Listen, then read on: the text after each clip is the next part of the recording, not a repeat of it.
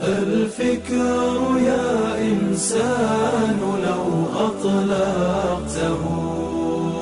متأملا في قدرة الرحمن لخضعت إجلالا وتسبيحا له سبحانه رب عظيم الشان يعلو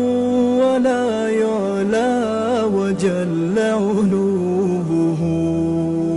وصفاته كملت بلا نقصان سلطانه باق ويبقى ملكه هذا ويفنى كل ذي سلطان في كل شيء قد تكامل صنعه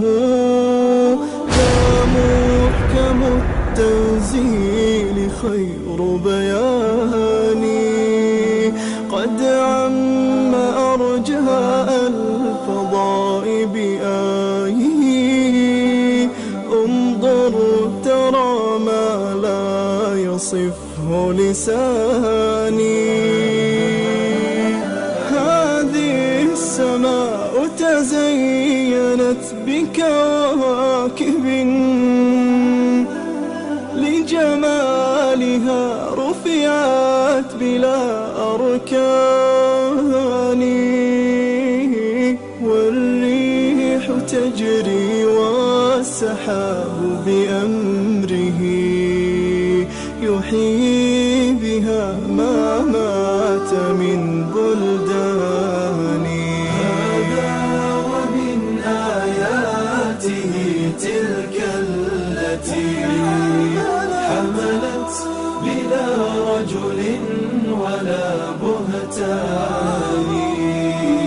والكل جند للإله ما ترى جندا